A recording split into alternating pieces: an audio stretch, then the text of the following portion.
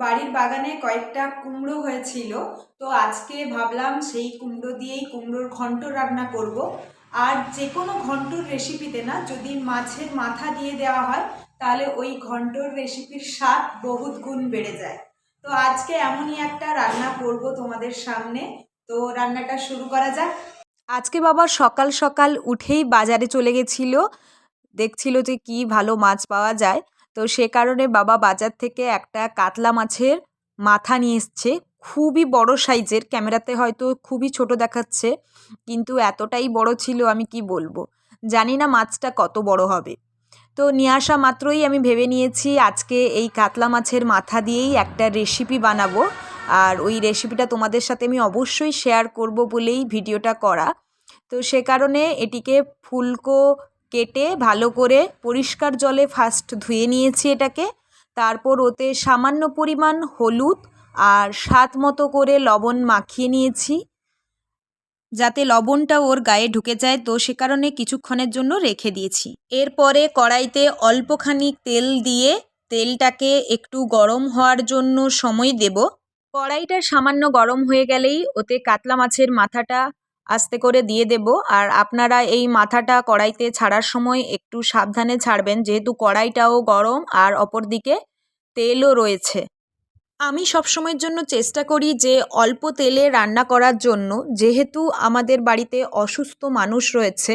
আপনারা চাইলেই একটু বেশি তেল নিয়ে মাছটাকে ছেঁকে নিতে পারেন। আর আমি মনে করি যে বেশি তেল ইউজ করা রান্নাতে সেটা স্বাস্থ্যের পক্ষে অত্যন্ত ক্ষতিকারক। তো সে কারণে আপনারাও এরকম কম তেল নিয়ে একটুখানি বেশি হয়তো সময় লাগবে এরকম সুন্দর করে ভেজে নিতে পারেন। কাতলা মাছের মাথাটা দুপাশ ভাজা হয়ে গেলে ভালো করে, তো তখন খুন্তির সাহায্যে মাছটাকে এইভাবে ভেঙে চুরে নিতে পারেন। আর যদি এই খুন্তির সাহায্যে আপনারা কোনো মতে যদি না পারেন, তো তখন শিলনোড়ার সাহায্য নিয়ে এই মাছটাকে একটু ভেঙে চুরে নেবেন। আজকের রেসিপিটি করার জন্য কাতলা মাছের মাথাটাকে ভেঙে দেওয়া প্রয়োজন আমাদের ক্ষেত্রে। তো সে কারণেই আমি এটাকে খুন্তির সাহায্য নিয়ে অল্প অল্প করে এটাকে ভাঙছি। মাছের মাথাটা অলমোস্ট প্রায় ভেঙে গেছে। আমি এই রান্নাটা এর আগেও করেছি, তাই খুন্তির সাহায্যে সুন্দর করে মাছের মাথাটা ভেঙে নিলাম।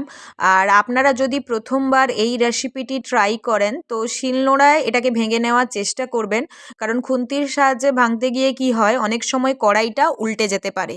তো শিলনোড়ায় সুবিধে হবে। কুমড়োগুলোকে কেটে আমি একটা থালায় তুলে রেখেছি। কুমড়োগুলোর শেপ একটু দেখে নেবেন, এরকম চৌকো চৌকো শেপে কেটে নেবেন আপনারাও।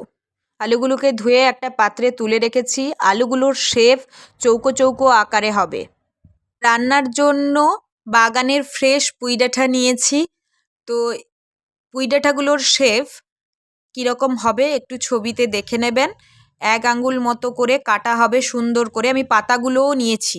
রান্নার মশলার জন্য লাগবে পেঁয়াজ, আদা, শুকনো লঙ্কা 3টে আর তেজপাতা কিছু। আমি এখানটায় পেঁয়াজ আদাকে চুড়ে নিয়েছি মেশিনের সাহায্যে। আপনারা চাইলে এটাকে শিলনোড়ায় মিহি করে বেটে নিতে পারেন। এরপরে কড়াইতে অল্প খানিক তেল দিয়ে সেটিকে কিছুক্ষণের জন্য গরম করে নেব। তেল গরম হয়ে গেলে ওতে 2 টেবিল চামচ মতো চিনি যোগ করব।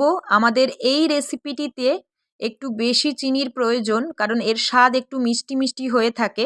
চিনিটা ফুটে লাল হয়ে গেলে ওতে 1 টেবিল চামচ মতো 5 ফোড়ন অ্যাড করছি। 3টে শুকনো লঙ্কা ওতে দিয়ে দেব এখন। ওগুলো দেওয়ার সময় একটু হাতটা সাবধানে রাখবেন। এরপরেই তেজপাতাগুলো ওই মশলার সাথে দিয়ে কিছুক্ষণের জন্য মশলাটাকে আমাদের একটু রান্না করে নিতে হবে, কারণ লঙ্কাগুলো ভেজে এলেই ওতে পেঁয়াজ, চুড়ে রাখা পেঁয়াজ আমি যোগ করে দিচ্ছি। পেঁয়াজটাকে কিছুক্ষণের জন্য আমরা রান্না করে নেব, যাতে এর কালারটা একটু ব্রাউন কালারের চলে আসে। যেহেতু এটা ননস্টিকের কড়াই নয়, তো সে কারণে এতে অল্প পরিমাণ আমি জল যোগ করব, কারণ লেগে যাওয়ার একটা ভয় থাকে। তারপরেই আদা পেস্টটা আমি ওতে দিয়ে দিচ্ছি এবং আদার পেস্টটাকেও আমরা ওই পেঁয়াজের সাথে রান্না করে নেব। এরপরে 1 চামচ মতো হলুদ গুঁড়ো ওতে দিয়ে দিচ্ছি, 1 টেবিল চামচ লঙ্কার গুঁড়ো দিয়ে পুরো মশলাটাকে কিছুক্ষণের জন্য একটু রান্না করে নেব। এরপরেই স্বাদ মতো লবণ আমাদেরকে যোগ করতে হবে। আমি মোটামুটি একটা আন্দাজ করে লবণটাকে যোগ করছি, কারণ আরও কুমড়ো বা আলু রয়েছে, তো সে কারণে একটু বেশি লবণ নিয়েছি। এরপর একটু জলটাকে দিয়ে মশলাটাকে কিছুক্ষণের জন্য আমি কষিয়ে নেব। আমি মশলাটাকে কিছুক্ষণের জন্য রান্না করে নিয়েছি, আমার মশলাটা প্রায় কমপ্লিট। আর তারপরেই ধুয়ে রাখা পুঁই ডাঁটাগুলো ওই কড়াইতে দিয়ে ওই মশলার সাথে পুঁই ডাঁটাগুলোকে আমি ভালো করে মিশিয়ে নিচ্ছি এখন, যাতে নিচে কোনো মশলা না লেগে যায়। তো সে কারণে সবসময়ের জন্য সেদিকে একটু খেয়াল রাখবেন। আর তারপরে ধুয়ে রাখা কুমড়ো ওতে আমি যোগ করলাম। এরপরে পুরো মশলার সাথে পুঁই ডাঁটা এবং কুমড়োকে ভালো করে আমাদেরকে রান্না করতে হবে। এরপরে ধুয়ে রাখা আলু দিয়ে আমি পুরো মশলার সাথে আলুটাকে আবারও সেম পদ্ধতিতে মিশিয়ে নেব। মশলার সঙ্গে কুমড়ো, পুঁই ডাঁটা, আলু সব কিছু মিশে গেছে। এখন ভেজে রাখা কাতলা মাছের মাথা বা ভেঙে রাখা কাতলা মাছের মাথাগুলো ওতে এক এক করে দিয়ে দিন। আমি এখানে সেটাই করছি। এরপরে সমস্ত মাছটা দেওয়া হয়ে গেলে মাছের সাথে পুরো সবজিগুলোকে এক এক করে আমাদেরকে ভালো করে মিশিয়ে নিতে হবে। আমি যখন মাছের মাথাটা ভাজছিলাম তখন অল্প তেলে ভাজছিলাম। এই যে আগে থেকে মাছের মাথাটা আমি যোগ করলাম রান্নাতে, তো এক্ষেত্রে কি হবে যে মাছের মাথাটা ভালো করে সেদ্ধ হয়ে যাবে। তো অল্প তেল দিলে কোনো সমস্যা হবে না। এরপরে কড়াইটাকে ঢাকা দিয়ে কিছুক্ষণের জন্য রান্না করলাম। রান্না খুলে মাঝে মাঝে একবার কড়াইটাকে চেক করে নেব এবং কিছুক্ষণ পরেই দেখতে পাবো যে আমাদের রান্নাটা একটু একটু করে ঘেঁটে আসছে, কারণ এটা হচ্ছে কুমড়োর ঘন্ট। তো সব কিছু ঘেঁটে আসাটাই স্বাভাবিক। এরপরে দেখবেন কুমড়ো থেকে আস্তে আস্তে জল বেরোতে শুরু করবে। ঠিক সেই সময় আলুগুলোকে একটুখানি দলে দেবেন বা কুমড়োগুলোকে একটুখানি খুন্তির সাহায্যে ভালো করে দলে দেবেন। দেখবেন আপনাদের রান্নাটা হয়ে যাবে।